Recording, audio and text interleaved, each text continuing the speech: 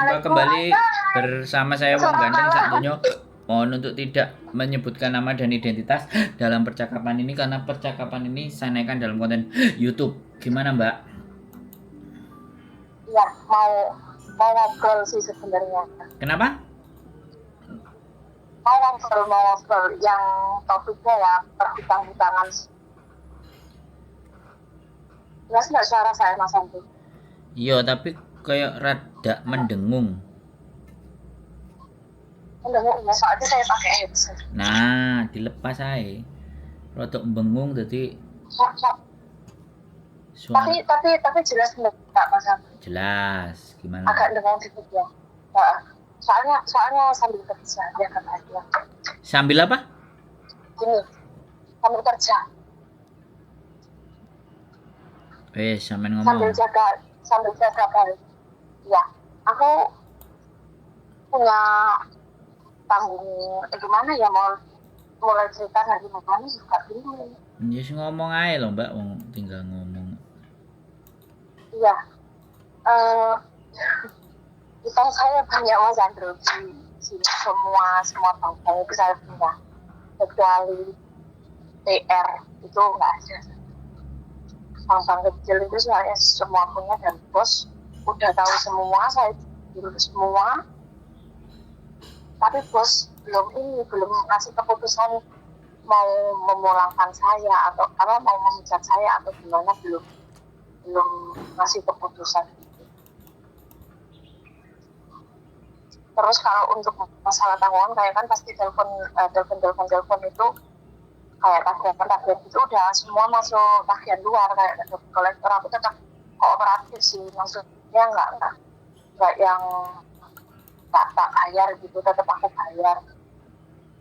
Cuma ada yang beberapa ngancem mau datang ke rumah itu apa pernah ada pengalaman di sisi kirain ada yang datang ke rumah ya Mas Andri? Ya sekarang udah, sampean selesaikan dulu, nanti aku ngomong sampean potong. Oke. Udah sih, udah itu aja dulu. Kayak gitu ceritanya. Semua kalau udah mau tak sebutin semua atau nggak usah ya. Semua bank ada kecuali PR sama yang pakai dulu kecuali PR itu. Terus kalau isi udah bulan besok ini lunas, bosku yang langsung bayarin gitu. Pertama aku nggak ketahuan sih, aku jujur sendiri karena aku takut sendiri, jujur sama bos, akhirnya dibantu di BB sama di DJ gitu. Terus yang lain kan otomatis sampai paspor juga kan Pak adegan dulu itu sampai ditebuskan sama bos karena aku jujur Pak adegan gitu ditebuskan sama bos. Terus setelah itu kan tetap saya kadang-kadang juga ada hutang di Indo itu, jadi potong gaji semua, sisanya nggak cukup untuk bayar hutang yang lain-lain yang dari Indo dulu itu. Akhirnya saya cari hutangan lagi buat gali lubang tutup lubang semua udah mentok, nggak bisa bayar, cuma bayar bunga, bahkan di rentenir juga saya ada satu, bukan rentenir nggak tahu ya sebetulnya apa kayak gitu, cuma ada gitu satu yang bukan bank gitu, yang gampang saya gitu itu ada. Semua pernah saya bayar, yang belum pernah saya bayar cuma HS itu sama top gitu yang pernah tak bayar, belum pernah tak cicil karena nggak cukup, karena hasil juga kan nggak cukup. Saya juga punya utang bos 15.000 warna di toko ya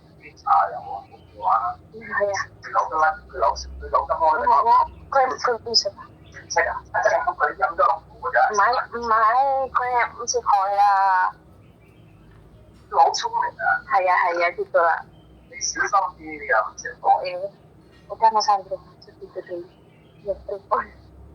ini sebenarnya saya mau berbagi saja sih, enggak yang gimana. Sebenarnya banyak yang mau tak ceritakan gitu, cuma belum gitu. Ini belum dikasih keputusan mau dipulangkan atau gimana, belum tahu. Bulan 9 virus. Halo. Udah. Udah. Jadi kalau dari ceritanya sampean, perspektif yang dari pandanganku, sampean duwe utang akeh dan sampean cerita ke majikan belajar mble kan. Pokoknya sampean kerja di sini, gajian dikasih, kalau sampean dia tetap mengharapkan sampean kerja di situ, terus akhirnya ada beberapa yang dia mau bantu, itu sebenarnya nasibnya sampean baik. Karena ada juga orang Hongkong yang sensitif sekali dengan hutang, begitu dikasih hutang langsung di-terminate, itu ada. Lah sampean ini kan enggak, dan jangan pernah berpikiran sampean akan di-terminate. Ya sampean tetap berikan yang terbaik yang sampean bisa, supaya juga bisa mengembalikan angka. Jadi pikirannya udah positif aja. Kalau sampean tanya tadi bahwa adakah nanti orang nagih, nah ini tergantung utangnya kemana. Kalau utangnya ke preman atau utangnya ke rentenir, itu pakai cara nagih yang kasar itu bisa terjadi. Kalau sampean tanya beberapa orang yang datengin itu memang ada, tapi itu pasti bukan bank resmi. Kalau bank resmi melakukan itu, ya dia kena, kita lapor polisi, karena namanya hutang itu nggak boleh diintimidasi. Tapi bukan berarti kita nggak tahu diri juga loh ya Mbak. Bukan aku membenarkan orang hutang, tapi kalau sampai datang terus ngancem, itu kemungkinan besar rentenir, bukan bank resmi. Kalau bank resmi pasti kalau nggak telepon surat, itu bank resmi, nggak ada yang sampai datengin. Tapi kalau rentenir sama preman bisa juga tembok di dinding kita itu dikasih tulisan, atau dicipratin darah di depan pintunya. Nah itu kalau udah kayak gitu kan orang Hongkongnya jadi takut. Tapi sekali lagi itu kalau pinjamnya ya sama rentenir yang nggak resmi. Yang kalau pinjam resmi ya nggak mungkin. Dia pasti pakai surat, pakai prosedur hukum yang benar. Jadi menurut saya ya sebisa mungkin tunggakan itu walaupun sedikit sampai cicil-cicil, karena gajinya sampai dari majikan kan terbatas. Belum juga kirim Indonesia. Oke ya teman-teman, karena mungkin mbaknya sibuk dan maksain pengen cerita, akhirnya ya kayak gini. Di tengah-tengah cerita majikannya manggil-manggil, jadinya ya mati. It's okay, fine. Jadi persoalan hutang, sekali lagi hutang menghutang itu sudah kita banyak bahas sekali lagi ya. Namanya hutang tetap akan harus dibayar. Kalau ataupun kita kabur dan tidak mau bayar itu ya tidak apa-apa, itu terserah kalian. Tapi nasib hidup kalian ketika kalian ngutang entah dengan pihak siapapun atau pihak apapun, kalau kalian tidak membayar dan akhirnya sampai meninggal, itu kerugian. Saya sendiri ya, kalau memang punya hutang itu saya berusaha mengingat-ingat hutang saya apa yang dalam bentuk uang. Sebisa mungkin ada itikat baik. Saya pernah menggelapkan uang perusahaan saya hampir 20 juta. Dan waktu itu kan manajernya bingung.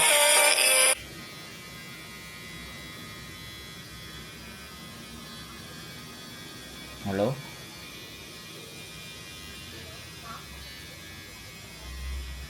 Halo?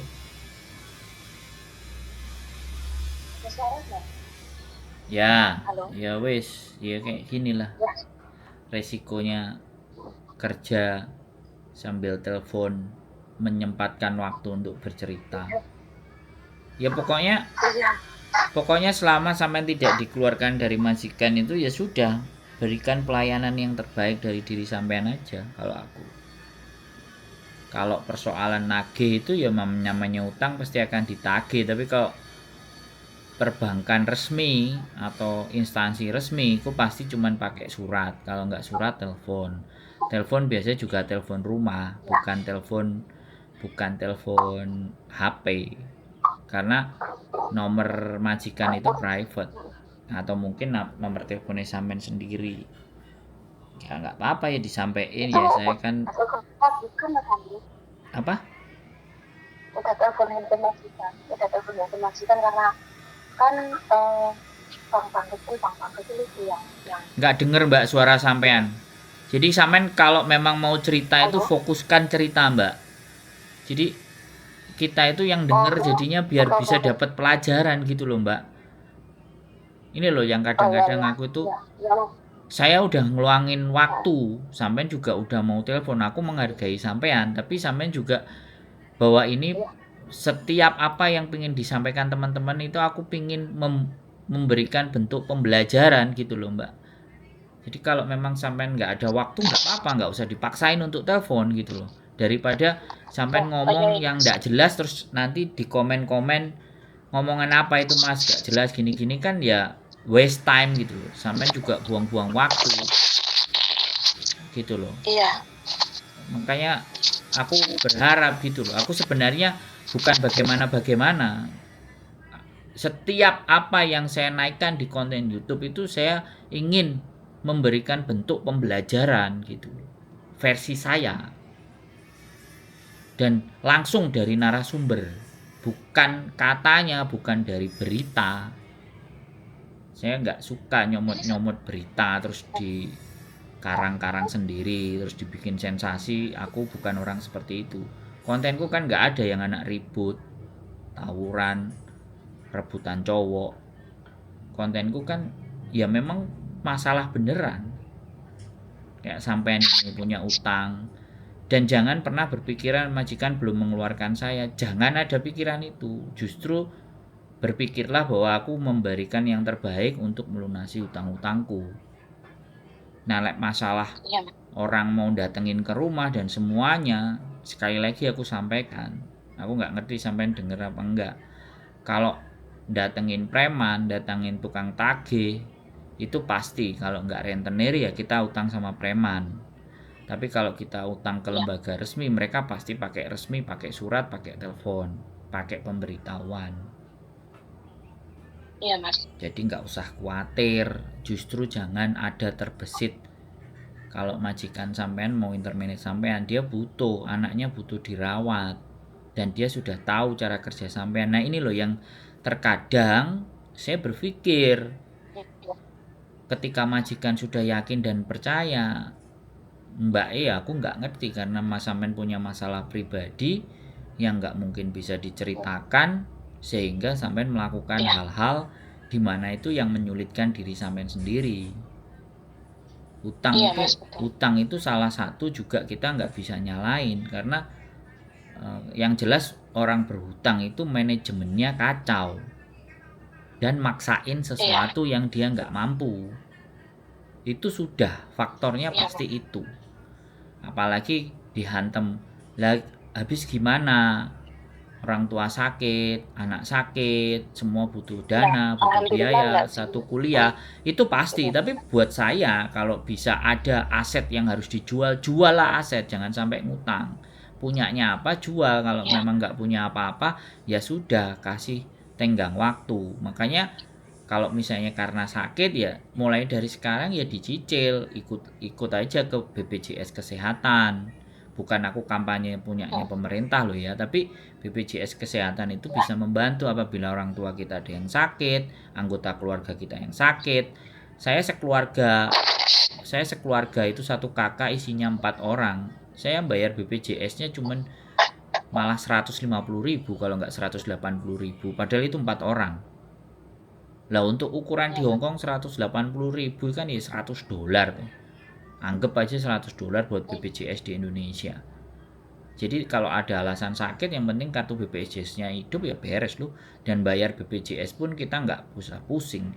Kita pulang ke Indonesia, buka internet banking, BRI, BNI, Mandiri, kita bisa bayar, ada nomor kodenya, tinggal kira di duit di tabungan kita ada 1 juta 2 juta atau apa kan buat BPJS bisa. Intinya harusnya nggak ada alasan gitu loh Mbak. Saya tidak membenarkan dalam posisi apapun ya berhutang. Walaupun sebenarnya orang-orang kaya itu kayanya juga dari hutang, tapi dia bisa manage.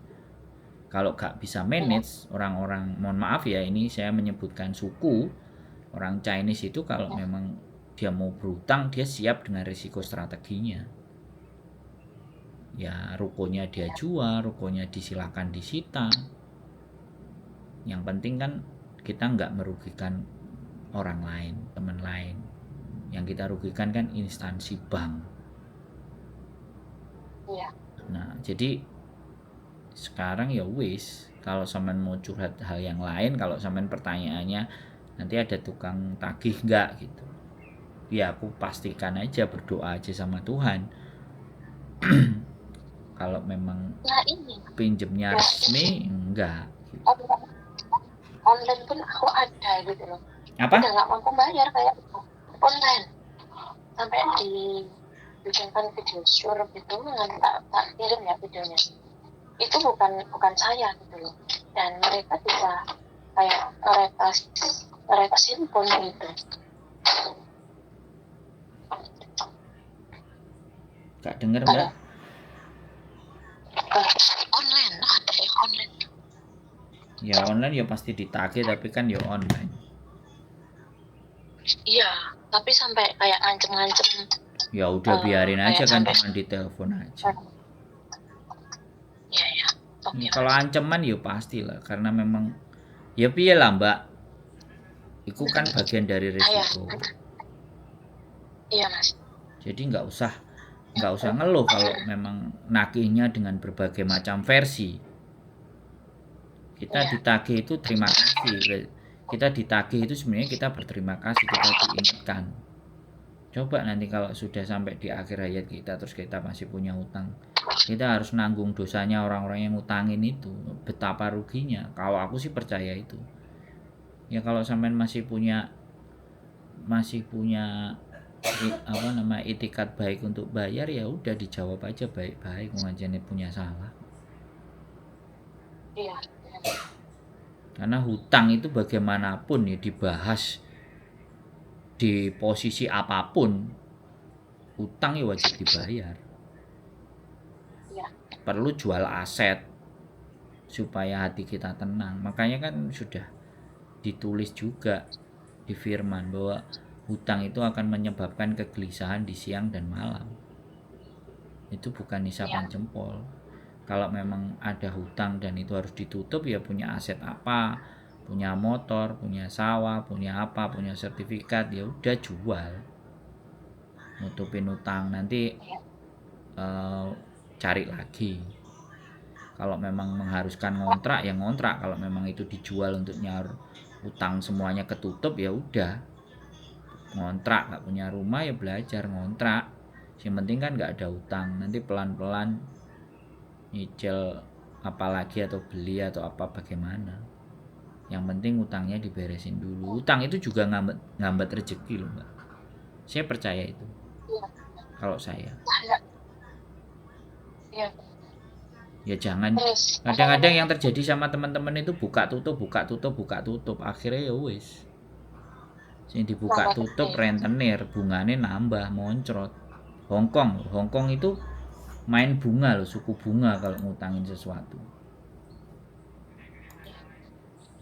Tapi Mas, kalau sewaktu-waktu tiba-tiba saya di Powelan nih suarane sampean, makanya rodok banter oh Mbak. enggak. Makanya sampean jangan pakai headset ah Mbak. Bisa nggak pakai headset? Udah taruh. Ngomongnya jangan dijauhin, dideketin. Ya, sekarang jelas? Jelas. Nah, sewaktu-waktu misalnya saya tiba-tiba dipecat itu, kan ancaman saya itu blacklist gitu Mas. Siapa yang blacklist? Ancaman bos saya sih kayak gitu. Orang itu nggak ada yang bisa blacklist Kecuali sampean berbuat kriminal, sampean nyolong, sampean bunuh orang, itu baru blacklist. Kalau cuma utang ya udah dibayar aja utangnya. Oke.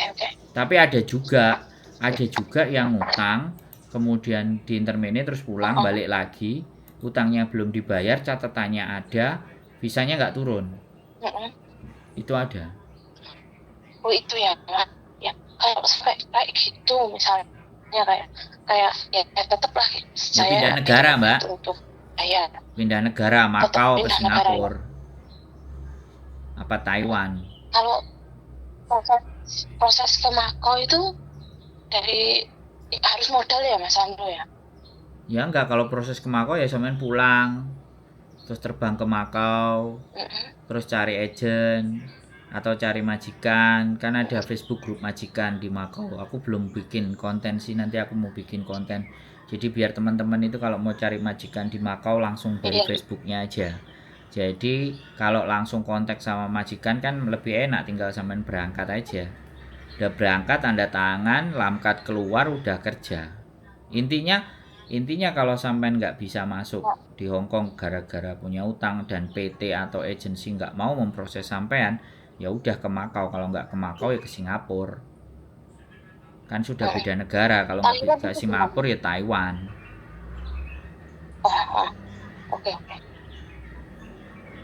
Wes. Kalau tak cerita nih nominal, jenengan pasti kaget Mas.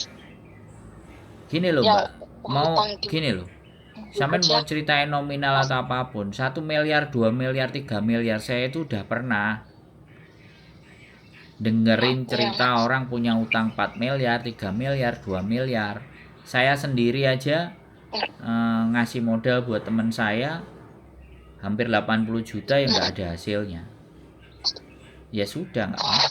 Jadi nggak penting juga. Aku nggak mau viral, aku nggak mau terus tak kayak judul punya utang 150 juta terus wah view itu gayaku.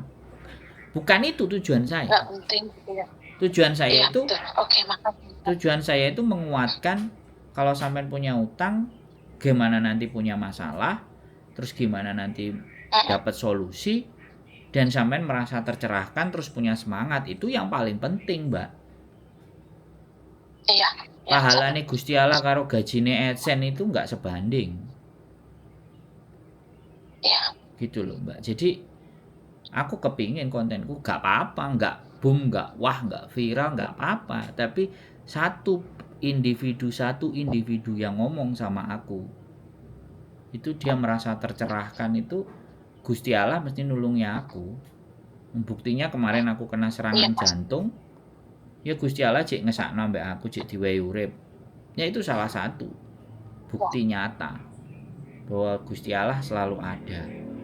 Ketika kita melakukan hal yang baik buat orang lain, ya wis tak selamat no nyawa loh mbak. Serangan jantung 90% orang itu meninggal kena serangan jantung. Berarti kan saya dikasih kehidupan kedua karena Gusti Allah meyakini bahwa orang ini masih ada nilainya di dunia ini, di muka bumi ini. Ya wis lah aja dimpateni sik.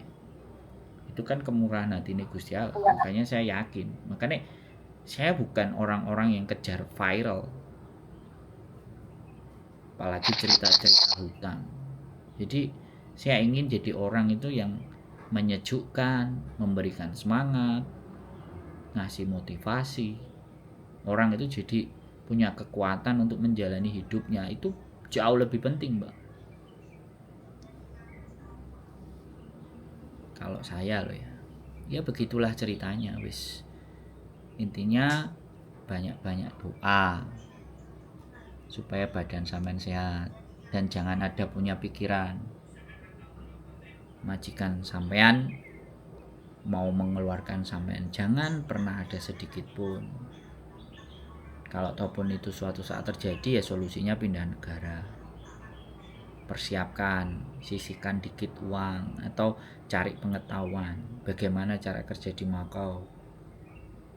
Gitu aja sih mbak. Ntar coba deh, aku dari kemarin janji bikinin konten grup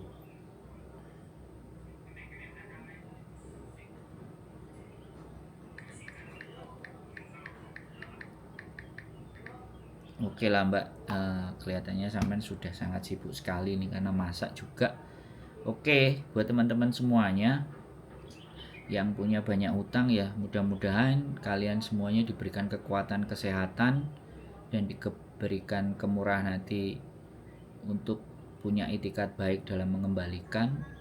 Bagaimanapun namanya hutang, apapun itu ceritanya tidak bisa dibenarkan, terlepas alasannya apa, boleh buat saudara sakit atau orang tua sakit, semuanya harus ini semuanya butuh dana dan semuanya itu silahkan kalian pertimbangkan sendiri reason dan alasannya. Tapi hutang tetap wajib harus kita bayar, karena kalau nggak kita bayar di sini, bayarnya di akhirat tambah lebih berat.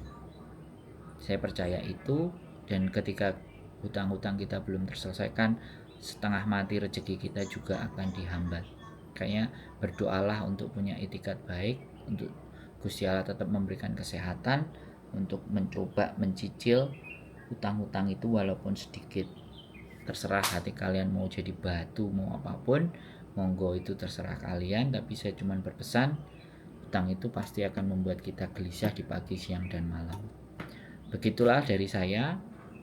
Nggak perlu nyebutin angka, nggak perlu nyebutin alasan apa, punyalah keyakinan positif bahwa bisa menyelesaikan utang-utang kalian.